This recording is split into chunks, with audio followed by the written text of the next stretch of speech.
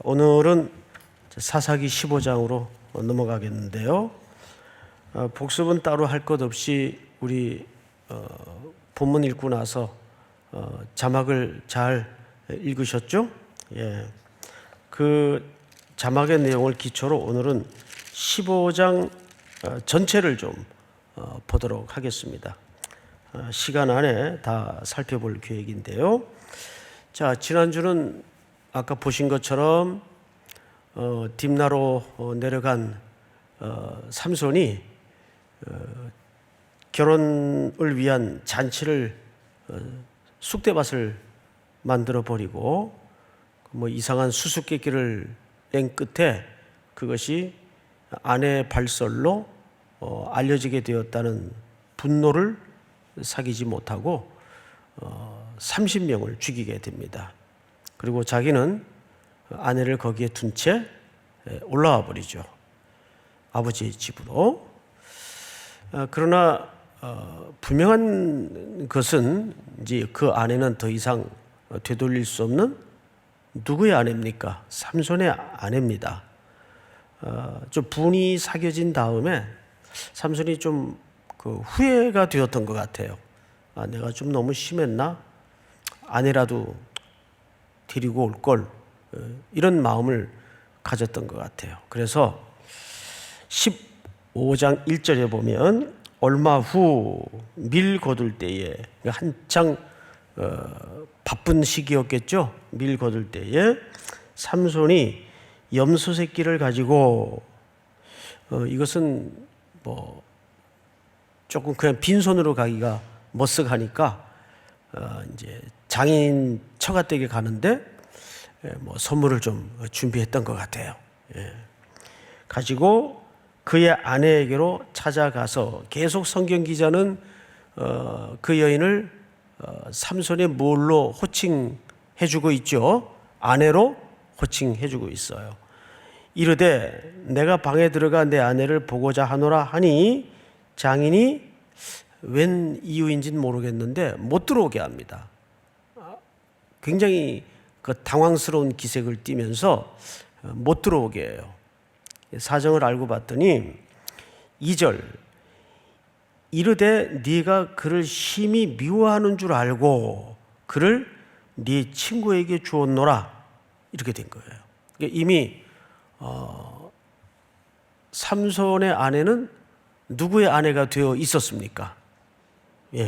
삼손의 친구의 그 잔치에 참여했던 어떤 이의 아내가 되어 있는 거예요.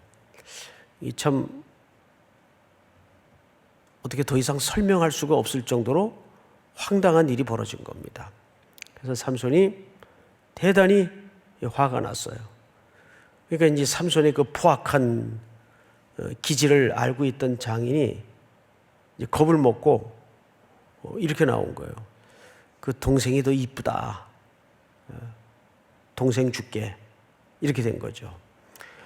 그러니까 이게 참 그 이방 사람들의 그 아주 불성실한 삶의 태도를 역력히 보여주고 있고 또 그들의 세계관 내지는 인생관을 엿볼 수 있는 매우 중요한 단서들입니다. 그러자 3절 삼손이 그들에게 이르되 이번은 내가 블레셋 사람들을 해할지라도 그들에 대하여 내게 허물이 없을 것이니라, 이렇게 돼 있어요. 그러니까 삼손이 지난번 것은 자기가 조금 심했다는 것을 자각하고 있었던 것 같죠. 그리고 이제 더 분이 폭발을 해서 이제는 자기 그 아내 문제가 이런 지경이 돼 있으니까 이번은 내가 블레셋 사람들 복수를 해도 당신들 내게 허물을 묻지 마시오, 이렇게 된 겁니다. 자, 성경 기자가 이 사건을 통해서 이 메시지의 초점을 어디로 몰고 가는가를 잘 보셔야 돼요. 삼손의 발언 속에서 특별히 그 단서가 잘 드러납니다. 원래 삼손이 이 땅에 날 때 첫째 나실인으로 태어나게 했어요. 그리고 나실인으로 태어나게 할 때 하나님이 삼손을 이 땅에 만화의 가정에 주시면서 그 인생에 대한 목적 진술을 분명히 하셨어요. 이 아이는 나실인이 될 것이고, 두 번째는 이스라엘을 구원하는 자가 될 것이다. 기억나시죠? 이것이 삼손이 이 땅에 태어나면서 부여된 하나님께로부터의 변개시킬 수 없는 소명이었습니다. 근데 지금 계속 삼손은 어쨌든 블레셋과 계속 충돌을 하고 부딪혀요. 그렇죠, 여러분? 그런데 계속 그 흐름은 하나님의 명령적 차원에서의 충돌입니까? 아니면 개인적 복수입니까? 철저히 개인적 복수예요.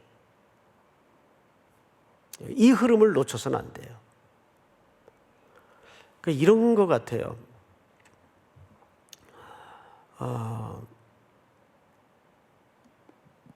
이게 또 이제 좀 조심스러운 얘기긴 하지만, 세속의 욕망을 가장 잠재워야 될 공간은 어디입니까? 교회입니다. 그리스도 안에입니다. 그렇죠? 그런데 전부이진 않더라도 우리의 세속적 욕망을 가장 잘 분출시키는 데도 또 어디입니까? 교회입니다. 하나님의 이름으로, 기독교의 이름으로. 적어도 한국교회가 근현대사에 걸쳐서 지금까지는 그 기독교의 기능을 그런 식으로 왜곡시켜 왔어요. 어쩌면 삼손의 모습에서 우리는 그 그림을 무소리만치 발견해요. 하나님이 부여된 본래의 목적을 잃어버리고 블레셋과의 충돌의 모양새는 띄고 있는데 전부 개인적 욕망을 분출시키는 도구로 밖에는 지금 소용되지 않는 인생으로 살고 있다는 거죠. 이게 어쩌면 이 현대 기독교가 세상 사람으로부터 지탄받고 또 매질을 당하고 있는 매우 중요한 여러 단면 중에 하나입니다. 끊임없이 블레셋과 충돌을 해서 겉으로는 하나님의 목적을 이루어가는 것 같아 보여지지만 전혀 하나님의 의도와는 상관없는 개인적 복수에 치중하고 있는 삼손의 모습을 보게 되는 거예요. 자, 성경을 더 보십시다. 4절, 삼손이 가서 여우 몇 마리입니까? 300마리. 근데 이 히브리 말이 슈알이라고 돼. 슈알. 이게 이제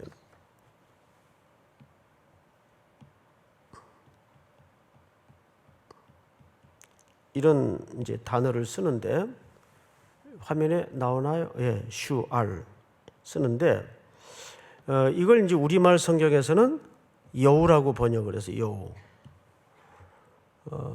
근데 이제 학자들의 견해는 이게 여우라고 번역하기보다는 자칼로 번역해야 맞다라는 견해를 내놓습니다. 이유는 여우는 습성 자체가 집단으로 다니질 않아요. 좀 속어로 독고다입니다. 홀로 다녀요. 근데 자칼은 이 집단성이 있습니다. 그리고 자칼의 특징이 뭐냐면 이 청소기예요. 즉 죽은 사체만 주로 먹습니다. 습성 자체가. 그래서 밀림의 또는 야생의 청소부라는 별명이 있어요. 그래서 여기에 이 슈알이라는 말이 여우라는 번역보다는 자칼. 근데 이 사진을 보니까 일반인들은 구분을 잘 못하겠더라고요. 근데 종이 달라요. 우리 참고로 한번 사진을 볼까요?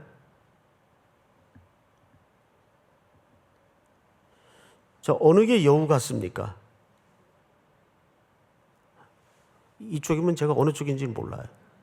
아래 거예요, 위 거예요? 위에 거. 그럼 아래 게 뭐예요? 여러분들 정확히 아시네요. 예. 저도 그림을 부탁은 했는데 설명 없이 띄워놓으니까 저도 모르겠네요. 예. 위에 게 객과죠, 객과. 예. 이게 여우입니다. 근데 꼬리가 어때요? 두 놈 다 꼬리가 대단해요. 예. 아래 게 이제 자칼입니다. 근데 주로 이제 사체만 먹는 식성을 갖고 있어요. 자, 이건 뭐 참고로 아시면 될 것 같고, 자, 성경을 다시 보십시다. 삼손이 가서 여우 300마리를 붙들어서 그 꼬리와 꼬리를 메고, 이 삼손이 머리가 안 나빠요. 여우 300마리 잡는 것도 어렵겠지만 여우 꼬리와 꼬리를 묶는 작업이 어디 쉬웠겠나 그 말이에요. 그리고 이제 그 사이에다가 뭘 매달았어요? 횃대를 매달아 가지고 거기다 불을 붙였어요. 그러면 불이 타들어가면서 꼬리서부터 불이 붙으니까 이놈들이 뜨거웠겠죠. 그 뜨거움이 이제 발작을 일으켜 가지고 어떤 일이 벌어지는가를 보십시다. 5절 한번 같이 읽어볼까요? 시작. 회에 불을 붙이고 그것을 블레셋 사람들의 곡식 밭으로 몰아들여서 곡식단과 아직 배지 아니한 곡식과 포도원과 감람나무들을 사른지라. 네.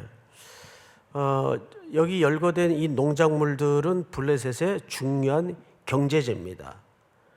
그런데 이 내용들이 전부 그것도 막 이제 배 가지고 쌓아놓고 한창 거두어들이고 있는 시기예요. 그러니까 뭐 최소한 1년 농사는 다 끝난 거예요. 여우 때 뭐 슈알이든 자칼이든 그러니까 이 짐승 300마리가 불이 붙어서 사방으로 펄쩍펄쩍 뛰어다니니까 얼마나 천지사방에 불길이 잘 붙었겠습니까? 그리고 또 성경을 볼까요? 블레셋 사람들이 이르되 누가 이 일을 행하였느냐 하니 사람들이 대답하되 딥나 사람의 사위 삼손이니 장인이 삼손의 아내를 빼앗아 그의 친구에게 준 까닭이라 하였더라. 블레셋 사람들이 올라가서 그 여인과 그의 아버지를 불사르니라. 결국 삼손의 처가댁은 완전히 파멸이 됩니다. 다 죽임을 당해요. 근데 이 말은 이미 어디에 예고되었던 말인가 하면 14장 15절을 한번 보십시다. 14장 15절 바로 앞에 장이죠. 제가 읽겠습니다. 일곱째 날에 이르러 그들이 블레셋 사람들입니다. 삼손의 아내 역시 블레셋 여인이죠. 너는 네 남편을 꾀어 그 수수께끼를 우리에게 알려달라 하나 그렇지 아니하면 너와 네 아버지의 집을 불사르리라. 너희가 우리의 소유를 빼앗고자 하여 우리를 청한 것이 아니냐 그렇지 아니하냐 하니. 여러분 이미 블레셋 사람들은 삼손의 아내와 그 처가를 수수께끼를 알아내기 위해서 이렇게 파멸을 암시하면서 겁박을 했던 적이 있어요. 근데 이게 지금 한 장 넘어서 그대로 실현이 되고 있습니다. 자, 그리고 이제 또 다시 성경 원래의 자리로 돌아와서 7절. 삼손이 그들에게 이르되 너희가 이같이 행하였은즉 내가 너희에게 원수를 갚고야 말리라. 계속 삼손이 어떤 태도를 우리는 일관되게 볼 수 있습니까? 개인적 복수. 그렇죠?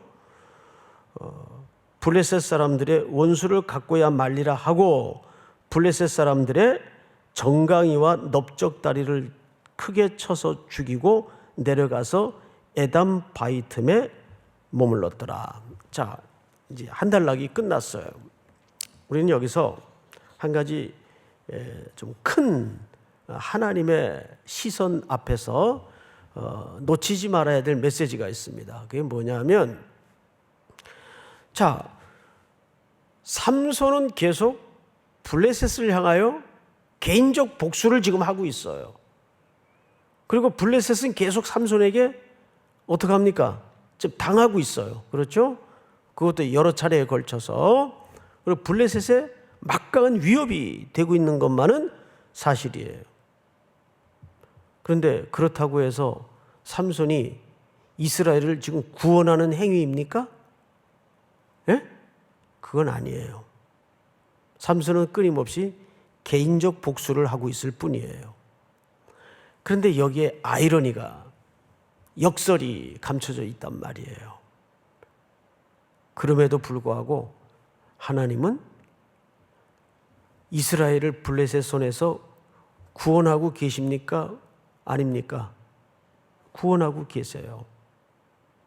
그러니까 우리의 불순종, 우리의 못남, 우리의 거역 상관없이 그분은 그분의 일을 행하십니다. 믿습니까? 그러니까 우리가 이게 이제 우리 믿음과 어떻게 연결이 되어야 하는가가 굉장히 중요해요. 우리가 살다 보면 참 위험한 일도 만나고 난감한 일도 만나고 이거 어쩌나 하는 일도 매 순간 맞닥뜨리잖아요. 또 어떤 때는 이거 이렇게 했다가 망하면 어떡하지? 실패하면 어떡하지? 염려, 근심, 걱정이 매 순간 내 마음을 흔들 때가 거의 매일이잖아요. 그런데 우리가 바로 거기서 그 모든 상황 속에서 주권을 갖고 계시는 하나님을 믿음으로 연결을 해야 돼요. 그때 우리 그 흔들리는 연약함의 이 콘센트를 어디다 꽂아야 돼요? 하나님께 딱 꽂아야 돼요.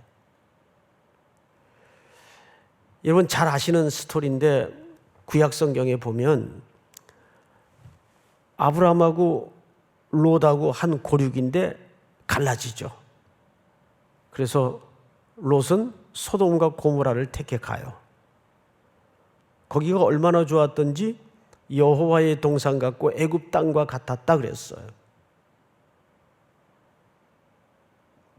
그리고 아브라함은 여전히 장막 생활을 못 벗어나고 흙먼지 펄펄 날리는 팔레스타인 땅에 머물러 있어요.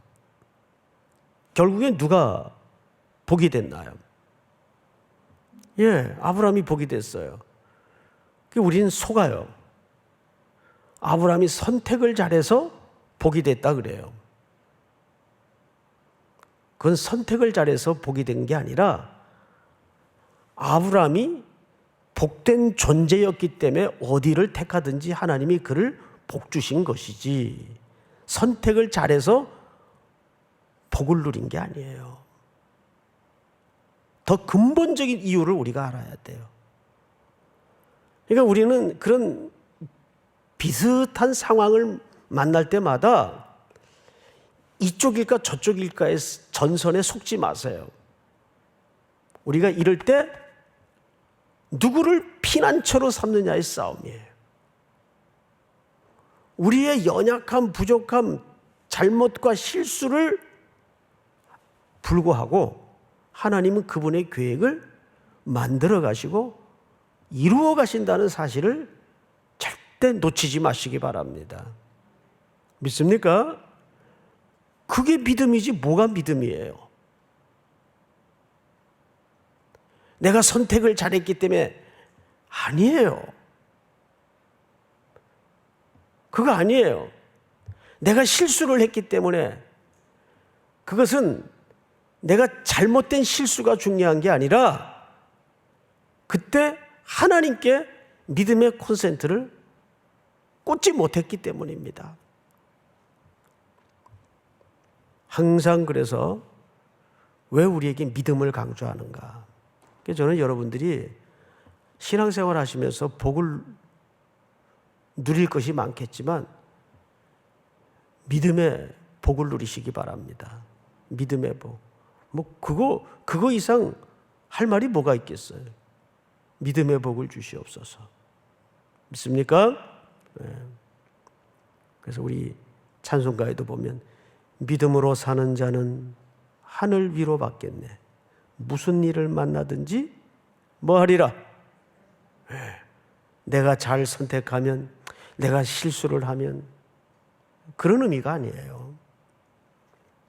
하나님은 하나님의 계획을 중단 없이 이런 불순종에도 불구하고 그분의 계획은 진행이 되고 있다는 거죠. 자, 이제 다음 문단으로 넘어가십시다. 9절. 이에 블레셋 사람들이 올라와 유다의 진을 치고 어디에 가득했어요? 레히는 지명입니다. 지명. 레히에 가득한지라 유다 사람들이 이르되 너희가 어찌하여 올라와서 우리를 치느냐? 그들이 대답하되 우리가 올라온 것은 삼손을 결박하여 그가 우리에게 행한 대로 그에게 행하려 함이로다 하는지라. 자, 드디어 이제 블레셋은 다시 이스라엘을 향해서 전쟁을 선포한 거죠. 예. 여러분, 여기서 우리가 놓치는 역설이 하나 있어요. 그게 뭘 것 같아요? 지금 블레셋은 누굴 잡으러 왔어요? 삼손을 잡으러 온 거예요. 에담의 바위 틈에 숨어 있는 삼손을 잡으러 왔어요. 근데 지금 유다는 그 블레셋의 또 전면전 공개 앞에 떨고 있어요. 자, 생각을 해보세요. 블레셋은 개인의 복수극을 뭘로 바꿨어요? 이건 나라와 나라의 전쟁으로 바꿨어요. 그러니까 이스라엘을 구원할 자의 소명과 인생의 사명을 맡은 삼손을 뒤집어서 고발하고 있는 내용이에요. 삼손은 이 전쟁은 당연히 민족적 전쟁이 하나님의 명령적 차원에서 전쟁으로 구도를 잡아야 되는데 거꾸로 개인적 복수극을 지금까지도 하고 있고 이제는 무서워서 또 바위 틈에 유다로 피해 숨어 있어요. 그리고 이제 여기서부터 희한한 일이 벌어집니다. 그 희한한 본문을 우리가 좀 읽도록 하겠습니다. 10절. 유다 사람들이 이르되 너희가 어찌하여 올라와서 우리를 치느냐? 그들이 대답하되 우리가 올라온 것은 삼손을 결박하여 그가 우리에게 행한 대로 그에게 행하려 함이로라 하는지라. 유다 사람 3,000명이 나는 블레셋하고 붙는 줄 알았어요. 근데 11절 우리 한번 같이 읽어볼까요? 시작. 유다 사람 3,000명이 에담 바위 틈에 내려가서 삼손에게 이르되 너는 블레셋 사람이 우리를 다스리는 줄을 알지 못하느냐? 내가 어찌하여 우리에게 이같이 행하였느냐 하니 삼손이 그들에게 이르되 그들이 내게 행한 대로 나도 그들에게 행하였노라 하니라. 사실 이 대화 속에는 하나님의 그 마지막까지 그 이스라엘과 삼손을 깨우치려는 하나님의 애씀이 감춰져 있어요. 왜냐하면 여호수아 시대 때부터 하나님께서 이 민족에게 가나안 정복의 사명을 맡기셨는데 지금 그 사명이 완수되어 있질 않아요. 그래서 삼손을 통해서 블레셋을 치고 이스라엘을 온전히 구원시키고자 하는 것이 하나님의 의도였고 이 말도 안 되는 상황을 통해서라도 하나님은 그 여호수아 정복의 소명을 일깨우려는 의도가 이 속에 감춰져 있었는데 지금 양자가 다 깨달아요, 못 깨달아요? 유다도 못 깨닫고 더더욱 삼손은 계속 개인적인 복수에 눈이 뻘겋게 달아 있어요. 그리고 게다가 여기 이중적인, 그래서 오늘 제목이 블랙 코미디예요. 슬픈 코미디예요. 유다 민족이 3,000명을 동원해서 숨어있는 자기 동족을, 이스라엘을 구원할 자인 누구를 찾아가요? 삼손을 찾아가서 그를 세밧줄로 묶어서 결박을 합니다. 그리고 그 구원자를 누구 손에 넘깁니까? 예. 블레셋 손에 넘겨버려요. 그리고 그들이 한 말이 뭐죠? 블레셋이 우리를 다스리는 줄을 너희가 알지 못하느냐? 네가 알지 못하느냐? 그들은 이미 블레셋의 지배에 굉장히 익숙해져 있고, 이 사건을 통해서 사사기 기자가 드러내고자 하는 또 하나의 중요한 힌트가 뭐냐면 12지파의 연대감은 이미 다 깨져 있어요. 이 동족이 동족을 치는 이런 형국을 우리가 섬뜩하게 보고 있지 않습니까? 그러니까 항상 로마의 멸망도 그랬지만 사단이 기독교를 공격하는 가장 중요한 몇 가지 방법 중에 하나가 내분을 일으키는 겁니다. 분열을 일으키는 거예요. 이게 늘 역대 교회사마다 우리가 속았던 전선이에요. 자, 성경을 다시 보십시다. 12절. 그들이 삼손에게 이르되 우리가 너를 결박하여 블레셋 사람의 손에 넘겨주려고 내려왔노라 하니 삼손이 그들에게 이르되 너희가 나를 치지 아니하겠다고 내게 맹세하라 하매. 13절 다 같이 읽겠습니다. 시작. 그들이 삼손에게 말하여 이르되 아니라 우리가 다만 너를 단단히 결박하여 그들의 손에 넘겨줄 뿐이요 우리가 결단코 너를 죽이지 아니하리라 하고 새 밧줄 둘로 결박하고 바위 틈에서 그를 끌어내리라. 네, 새 밧줄을 두 가닥을, 그러니까 굉장히 단단한 밧줄로, 아마도 삼손의 그 힘이 남들보다는 다르다라는 인식들을 이들은 공유하고 있었던 것 같죠? 그래서 묶습니다. 그러니까 한 사람 잡기 위해서 지금 몇 명이 동원된 거예요? 3,000명이 동원된 거예요.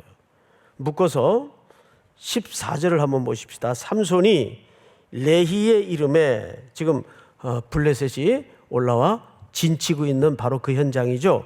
레히의 이름에 블레셋 사람들이 그에게로 마주 나가며 소리 지를 때, 그러니까 야 삼손이다 하고 블레셋 사람들이 전부 달려들었어요.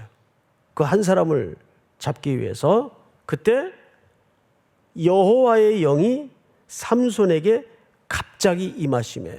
어떻게 임했다고요? 갑자기 임했어요. 여러분, 이 갑자기라는 이 수식어는 주는 메시지가 뭔지 아십니까? 이것은 사람이 작용하거나 의도한 것이 아니라 하나님의 일방적인 지금 행위를 설명하고 있는 겁니다. 여호와의 영이 갑자기 임했어요. 누구도 예측할 수, 삼손마저도 기대하거나 사모함 없이 하나님이 일방적으로 하나님의 행위를 지금 시작하십니다. 그리고 성경을 잘 보십시다. 임하심에 그의 팔 위에 밧줄이 불탄 삼과 같이 그의 결박되었던 손에서 떨어진지라. 15절 다 같이 시작. 삼손이 나귀의 새 턱뼈를 보고 손을 내밀어 집어들고 그것으로 1,000명을 죽이고. 자, 여러분, 그러니까 성경을 보니까 1대 몇입니까? 예? 1대 1,000명의 싸움이 벌어졌는데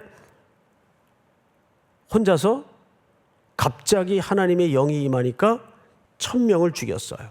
자, 우리는 여기서 이 번역 성경을 좀 원문에 가깝게 한번 다른 번역본을 한번 참고할 필요가 있는데 좀 띄워주세요.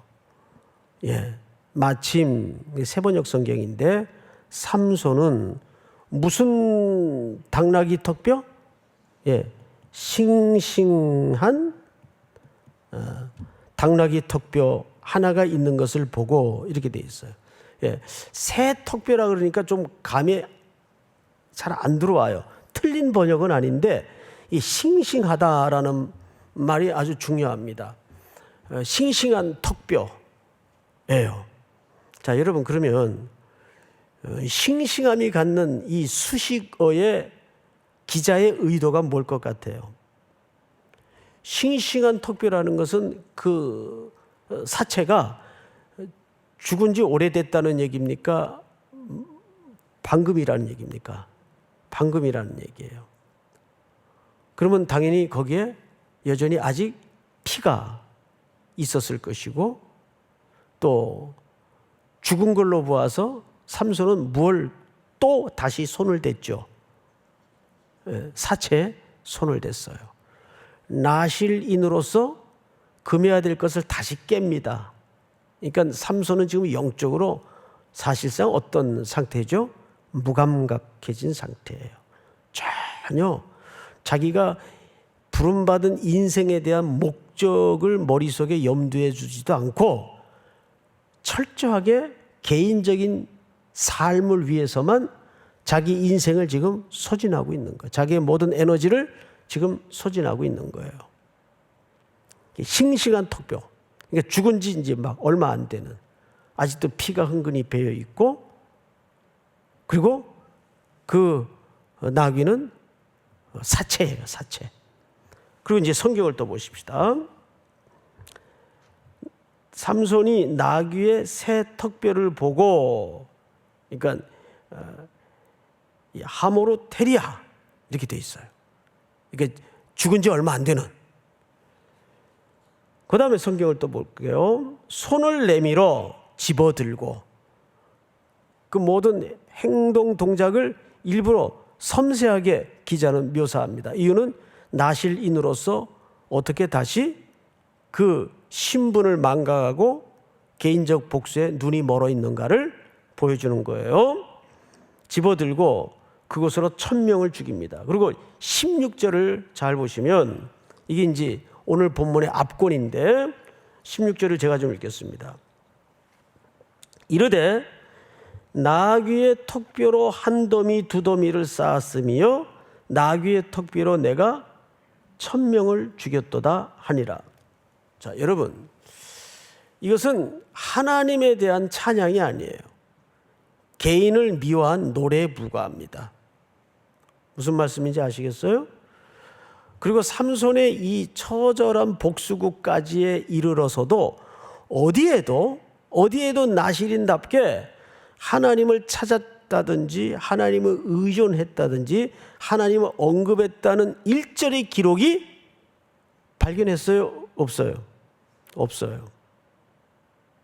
그리고 이 16절의 이 기록은 한마디로 노래인데 말 그대로 노래예요. 이건 찬양이 아니에요. 예를 들어서 사사기 5장에 가면 드보라라는 여인이 등장을 하죠.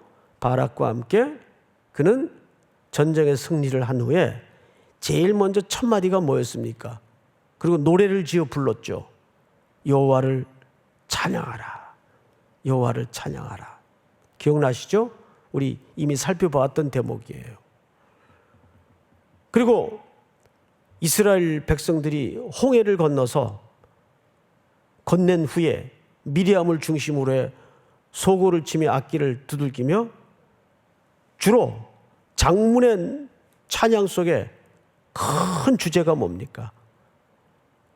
애굽을 바다에 던진 하나님을 찬양하라. 하나님께 대한 영광이고 하나님의 칭송이에요. 그런데 삼손은 이 승리를 하나님의 승리로 이해하지 못하고 오늘 갑자기 시금치 먹은 뽀빠이처럼 자기에게 뿔뚝 힘이 생겨서 1000명을 혼자 죽인 것 양 자기를 자화자찬에 빠져 미화하고 있어요. 결국 오늘 사사기 15장에서 내리는 큰 결론 중에 하나입니다. 성경을 마저 볼까요? 17절. 그가 말을 마치고 턱뼈를 자기 손에서 내던지고 그곳을 라맛 레히라 이름하였더라. 라맛 레히는 풋노트에 보니까 턱뼈의 산. 그러니까 1000명이 턱뼈의 산이라는 것은 무슨 뜻인가 하면 1000명이 죽어서 쌓아진 거예요. 그러니까 이제 일부 학자들은 이것을 이렇게 봐요. 레히라는 말이 무슨 말인가 하면 이 지역이 지금 장소 이름이 어디입니까? 레히예요. 레히. 이게 턱뼈라는 뜻입니다. 턱뼈. 여기에서 턱뼈로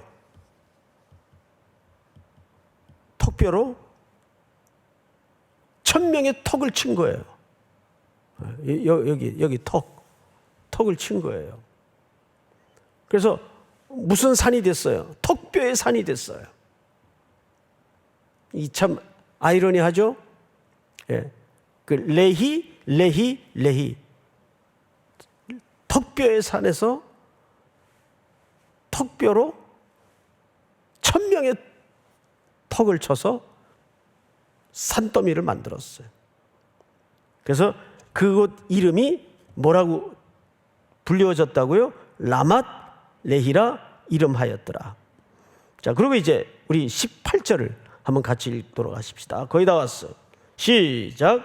삼손이 심히 목이 말라 여호와께 부르짖어 이르되 주께서 종의 손을 통하여 이 큰 구원을 베푸셨사오나 내가 이제 목말라 죽어서 할례 받지 못한 자들의 손에 떨어지겠나이다 하니. 하나님이 레이에서 한 우묵한 곳을 터뜨리시니 거기서 물이 솟아나 오는지라 삼손이 그것을 마시고 정신이 회복되어 소생하니 그러므로 그 샘 이름을 에낙고레라 불렀으며 그 샘이 오늘까지 레이에 있었더라. 자, 여러분, 그 샘 이름이 뭐라고요? 에낙고레. 많이 들어. 엔학고레. 근데 그 풋노트에 보시면 이렇게 되어 있습니다. 부르짖는 자의 샘. 이 에낙고레라는 말이 부르짖는 자의 샘이라는 뜻이에요. 자, 우리가 이렇게 그냥 문장을 읽어보면 뉘앙스상 이제 정신이 들었나 보다.